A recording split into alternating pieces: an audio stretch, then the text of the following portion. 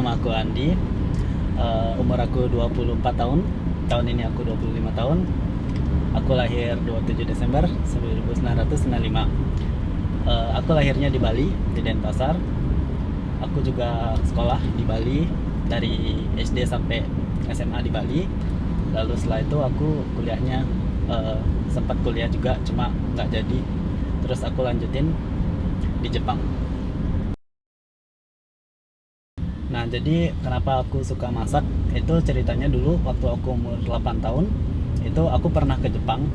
Terus aku ke rumah tanteku, terus waktu aku ke rumah tanteku, itu aku pertama kali masak spaghetti aglio olio. Itu aku nggak inget sih itu rasanya enak atau enggak. Cuma waktu tante dan keluargaku semua bilang enak banget, itu rasanya senang banget di sana. Dan di sana awal mula aku suka masak. Untuk pengalaman masak aku sebelumnya dari SD sampai SMA itu benar-benar otodidak banget, nggak ada yang ngajarin. Itu orang tua aku juga nggak terlalu suka masak, tapi karena di rumah aku tuh banyak yang harus masak karena kita jarang pergi makan, jadi kita sering masak-masak bareng. Dan aku suka ngelihat ibuku masak, walaupun ibuku juga masaknya kan nggak terlalu sering banget, cuma waktu ibuku masak aku sering bantuin juga, dan itu tuh seru banget. Lalu kalau untuk pengalaman masak itu, aku baru pertama kali belajar masak itu di Jepang. Aku benar-benar belajar sekitar 2,5 tahun aku pernah di Jepang. Aku pernah kerja di restoran di Jepang itu 2,5 tahun. Pertama aku di Jepang itu kan ada dua cara untuk jadi chef. Itu pertama, kalian bisa kuliah, tapi kalau kuliah di Jepang itu bisa ngabisin ratusan juta. Itu karena kalian harus beli bahan makanannya sendiri. Lalu kedua, untuk dapetin surat izin memasak di Jepang itu kalian bisa langsung terjun ke dunia masak, cuma itu kalian harus mulai dari nol, dari cuci piring, step by step. Terus lalu kalian bisa ke atas, lalu setelah beberapa tahun kalian sudah masak, baru kalian bisa untuk ikut tes jadi chef di Jepang. Jadi ada dua cara untuk jadi chef di Jepang. Lalu karena aku dulu ngikut milih untuk jadi chef itu dari awal, dari aku kerja dari bawah dulu baru ke atas step by step. Cuma dari 2,5 tahun aku milih untuk balik ke Bali, dan aku mulai berkarir di Bali. Kalau untuk suka itu, aku suka masakan Indonesia pastinya. Aku suka banget masakan Bali, masakan Indonesia itu lebih enak dan lebih gurih gitu, kayak lebih nafsu makannya lebih tinggi. Tapi untuk makanan Jepang itu juga aku suka banget. Cuma kalau dibilang lebih mana suka, aku lebih suka makanan Indonesia pastinya. Dan untuk makanan Korea juga aku suka. Cuma yang paling enak itu pastinya tetap makanan Indonesia. Kalau untuk susahnya itu, menurut aku lebih susah masak masakan Jepang ya, karena masakan Jepang itu simple, dan masakan simple itu lebih susah dibanding masakan yang kalian, kalau menurut aku masakan Indonesia itu kalian bisa masukin banyak hal dan rasanya itu jadi enak. Tapi kalau masakan Jepang itu seperti sushi misalnya, itu tuh simple banget, cuma nasi cuka gula, lalu kalian isiin tuna di atasnya, tapi yang rasanya tuh beda, waktu yang buatnya beda. Terus kalau misalnya contohnya nih, satu makanan yang aku tuh, menurut aku yang suka masak itu nggak terlalu jago, itu nasi goreng. Itu nasi goreng padahal simple banget kan, kayak semua orang bisa bikin nasi goreng, tapi untuk bikin nasi goreng yang bener-bener enak itu susah banget menurut aku. Jadi semakin simple makanan itu sebenarnya menurut aku semakin sulit untuk dimasak. Untuk masak, aku pernah ngerasa give up itu di kedua tahunku di Jepang. Itu kenapa? Karena aku tuh hobinya masak, aku tuh suka masak, dan aku suka masakanku tuh dimakan sama orang lain, lalu ngeliat ekspresi dia seneng makan makanan yang aku buat, itu happy banget rasanya. Itu yang memicu aku kan pengen jadi chef. Cuma dulu di Jepang itu aku kerja di restoran, jadi makanan yang aku buat itu everyday bener-bener sama terus, dari 1 tahun 2 tahun 3 tahun itu kan sama terus tuh, kayak menunya tuh yang aku lakuin tuh kayak berulang-ulang terus. Jadi itu bikin aku bosan banget, kayak padahal aku suka masak, aku pengen nge-create sesuatu kan. Aku, orang suka masak itu kan karena mereka bisa berkreasi, masak sesuatu yang baru. Sedangkan kalau kamu kerja jadi chef itu, kamu harus masak apa yang atasanmu suruh, dan itu tuh kayak bukan masak jadinya. Jadi hobi masaknya tuh lama-lama kayak ngilang gitu. Cuma itu yang bikin aku balik ke Indonesia. Nah tapi kalau ditanya pernah bosan masak, itu aku nggak pernah bosan masak. Cuma untuk bosan di dalam kitchen kerja di seperti itu aku udah bosan banget. Makanya aku milih untuk berhenti dan aku lebih happy untuk masak masakan yang aku pengen masak sendiri. Itu bikin aku nyaman banget. Alasan aku pengen bikin channel YouTube ini sebenarnya ada banyak hal. Pertama ada dukungan dari teman-teman juga, karena aku suka masak dan aku pengen ngekspresiin aku suka masak. Cuma aku nggak tahu di mana ekspresiinnya. Kayak aku sering banget masak, cuma akhirnya nggak ada yang makan masakanku. Aku pengen juga kayak masak itu kayak dimakan sama orang, lalu lihat ekspresi orang makan masakanku. Cuma karena aku biasanya masaknya di rumah sendirian, jadi kayak akhirnya mau bazir gitu. Terus aku pengen ekspresiin itu di dalam, aku pengen nunjukin ke orang-orang kalau kayak gini loh cara masak. Aku bagiin pengalaman aku juga. Makanya itu yang bikin aku micu untuk pengen bikin YouTube channel ini.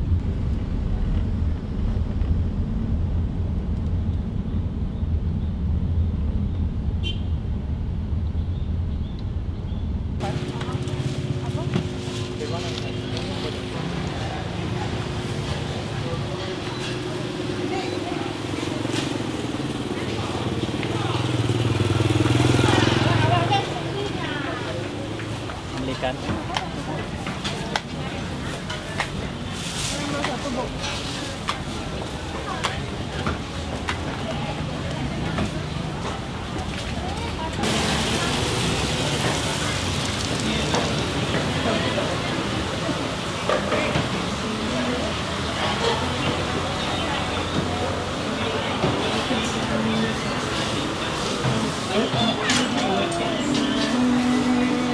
Kumpul 35. Nah itu 1 kilo.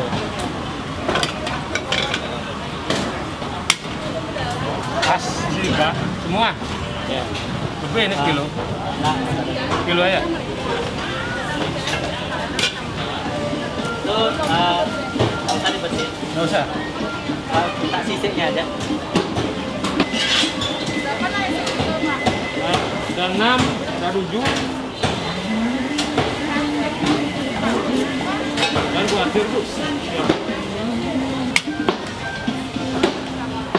Setengah kilo kurang dikit aja. Tips untuk milih ikan, kalian bisa lihat dari matanya, dari kalian pegang dagingnya ini keras banget masih dan nggak lembek, kulitnya juga nggak ada yang kekelupas gitu. Kalau udah kayak kulitnya nggak kekelupas, ini nggak baru banget ya, cuma untuk ukuran di pasar ini udah bagus banget dan kalian bisa bauin. Kalau baunya nggak jelek itu artinya bagus.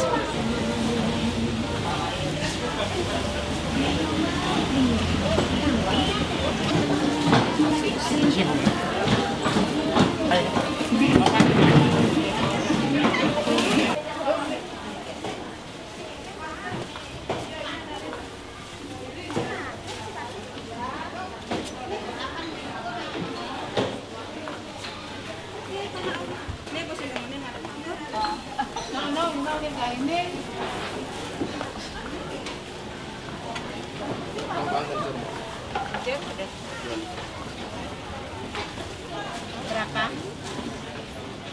Saus tiramnya, saus tiram ada ini. Saus tiramnya saset ada ya? 6 ya? Orang 500-an ya 6 ya?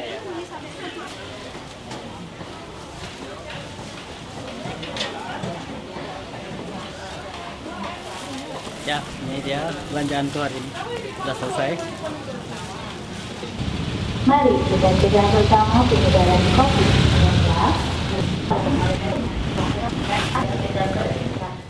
Ya, ini dia ikan yang tadi aku beli di pasar. Aku mau ngajarin kalian cara filet ikan, terus cara nyimpan dia di kulkas biar dia bisa tahan lama. Yuk kita potong. Di sini aku punya ikan padi-padi atau kadang-kadang orang nyebutnya kakap putih. Ini siripnya udah aku bersihin di pasar tadi biar nggak ribet. Nah, aku mau ngajarin kalian cara motongnya. Itu pertama-tama dari kepalanya. Kepalanya ini kita ambil. Di sini kita potong. Kita potong ini. Next, baliknya juga kita potong. Nah, terus kayak biasanya dari bawah kayak gini aja. Lalu di sini ada perutnya. Perutnya kita buka juga.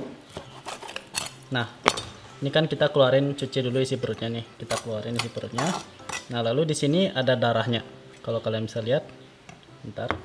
Ini ada darahnya. Nah, di sini darahnya kita bisa pakai sumpit atau garpu gitu. Kita gosok-gosok sambil dialirin air.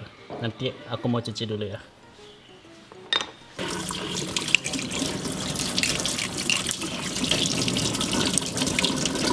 Ini aku ikannya udah bersihin. Make sure kalian ini darahnya benar-benar udah hilang ya, karena ini darahnya yang bikin ikannya nggak tahan lama dan dia bau. Pertama-tama kita bikin garis potongan dulu, nggak usah langsung dipotong. Di sini kalian bikin garis potongan. Ini kalau ada sisi-sisi yang tersisa kalian bersihin dulu biar gampang. Nah, di sini bikin garis. Bisa lihat kayak garis dulu, lalu setelah garis lagi sekali, pelan-pelan aja. Kalian bisa dengar suara tulangnya kan? Ya, terus sambil diangkat bisa dibersihin. Nah, kebanyakan orang aku lihat salah motor itu mereka nggak bisa tuh karena di sininya mereka nggak potong sampai terakhir. Jadi kalian harus potong sampai terakhir di sini. Oke, kayak gini aja gampang. Sebaliknya juga di belakang. Ini kalau ada sisiknya dibersihin lagi. Kalau ada sisiknya biasa dia kayak mengsong gitu, dia di pelan-pelan dari sini. Oke, pelan-pelan. Ingat pisaunya di tulangnya ya, selalu nempelin di tulangnya gitu. Nah, lalu kalau udah kayak gini pisaunya tinggal di slide aja kayak gitu. Terus nah, seperti ini kalian bisa lihat gampang banget, dan nggak ada, hampir nggak ada daging-daging yang tersisa. Nah, sebenarnya cara motong ikan tuh tergantung, ada ikan yang besar, ada ikan yang kecil. Kalau ikan yang besar itu kadang-kadang kalian motongnya tuh nggak bisa seperti ini karena tulang ininya gede banget. Jadi kalau kalian motong ini bakal banyak daging yang tersisa. Jadi cara motong ikan macam-macam, nanti aku mau jelasin juga. Nah, next belakangnya lagi seperti tadi kita kasih garis potongan, garis dulu. Oke. Nah, sambil diangkat seperti ini, kasih garis sambil diangkat, kasih garis, angkat, garis, cut, garis, angkat, garis. Oke, kalian bisa dengar suara tulangnya. Nah, itu artinya udah ya. Sini juga. Nah, dari sini kita tarik dari sini.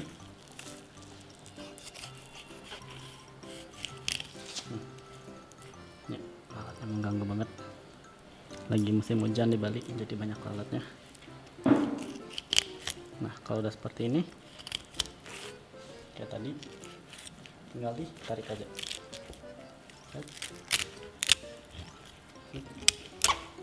Ini aku hari ini pakai petty knife. Ini petty knife sebenarnya buat potong sesuatu yang kecil, cuma karena ikannya kecil biar lebih gampang.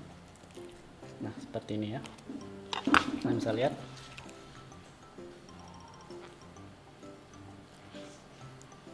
Nggak ada daging yang tersisa. Kayak gini. Ini kalian bisa jadiin kaldu atau kalian buang aja. Ini nggak akan tahan lama. Nah, untuk ikan yang perlu kalian perhatiin itu di sini. Ini yang paling rawan untuk basi ya. Jadi di sini kalau bisa kalian ambil, jangan terlalu nanggung banget, ambil aja langsung seperti ini.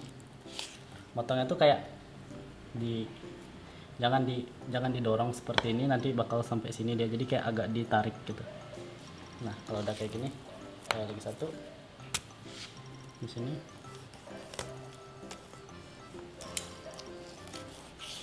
Nah, seperti kalian bisa lihat, karena ini putih banget dan masih bagus.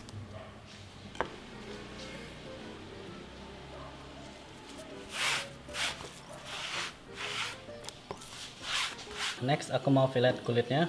Itu biasa ngambilnya dari sini. Terus kalian ini tidur seperti ini sambil didorong, sambil ditarik kayak gitu ya. Jadi kalian bisa lihat ini kalau ada yang sisa seperti ini bisa kalian ambil lagi. Tarik. Ini bisa kayak ketajaman deh. Kalau seperti ini bisa kalian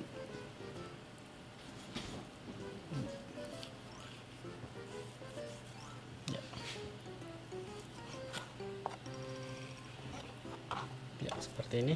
Nah di tengah-tengah ini kan ada tulang nih.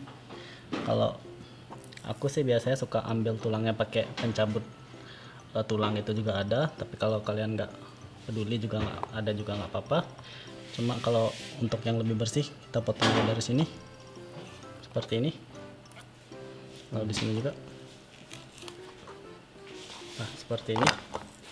Lalu untuk nyimpennya kitchen towel kalian taruh seperti ini, nggak perlu kalian cuci lagi karena ikannya udah bersih. Terus ditahan seperti ini, terus kita bungkus. Nah kayak gini kita kasih wrap. Nah seperti ini. Nah kalau udah ikannya seperti ini, kalian masukin kulkas, mau 2-3 bulan juga dia bakal masih tetap bisa dipakai. Nah ikan itu ada macam-macam dan posisi tulangnya juga beda-beda. Tapi kalau rata-rata sih ikan tulang itu biasanya ada di tengah-tengah seperti ini. Kalian bisa pegang dari atas kayak gini. Kalau masih ada tulang, ini kalau dimakan kan bisa nyangkut tuh, itu nggak enak. Jadi kalian bisa potong. Terus kalau kalian mau potongnya lebih gampang, itu dari sini kita ambil aja dulu seperti ini. Nah, dari sini kita ambil, kita tarik seperti ini, bersih. Lagi satu kita ambil, ini agak satu lagi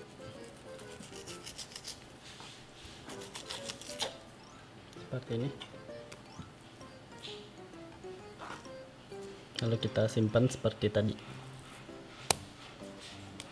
Ini tujuan nyimpen kayak gini biar ini kan ada air-air dari ikannya. Nah ikannya kalau misalnya kalian simpan di kulkas, itu dia bakal ngeluarin airnya dan airnya bakal diserap oleh tisu kitchen towel ini. Lalu dia umaminya bakal lebih kerasa, jadi rasa ikannya itu bakal lebih enak. Nah kalau kayak gini kan masih berair tuh, bisa juga kalian langsung makan. Tapi untuk kalian pengen rasa ikannya lebih enak, itu kalau di Jepang itu diajarinnya kalian harus simpan di dalam kitchen towel kayak gini. Terus kalian wrap, terus kayak gini, lalu kita simpan.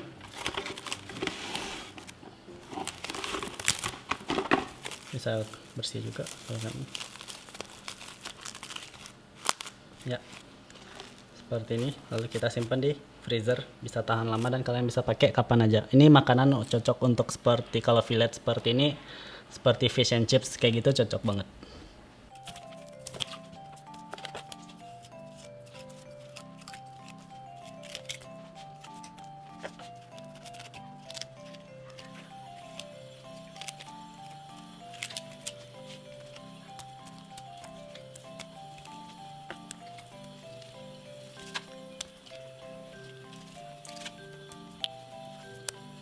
Itu dia cara motong fillet ikan dari aku. Tips-tips dari aku untuk kalian kalau yang untuk pemula, itu pertama-tama yang pasti pisau ya. Pisau itu harus tajam. Kalau puntul itu bahaya banget, kalian bisa kayak puntul, jadi kayak dia nggak motong-motong. Kalau sekalian paksain bisa kena tangan, itu bahaya banget. Terus kedua, untuk ikannya kalian pilih ikan yang fresh selalu. Terus ketiga, kalau kalian mau motong ikan, itu waktu di bagian perut, itu yang kayak aku jelasin tadi di video, itu kan sayang banget tuh ikannya dibuang. Jadi kayak dagingnya biar kalau bisa tuh bener-bener deket sama tulang, dan kayak waktu motong bagian perut itu selalu kayak di gini. Terus juga kalau bagian yang paling penting sih menurutku untuk bersihin di bagian perut di darahnya itu, karena itu yang bakal bikin dagingnya bau. Ya kurang lebih itu aja tips dari aku. Kalian jangan lupa untuk like, komen, dan subscribe ya. Makasih.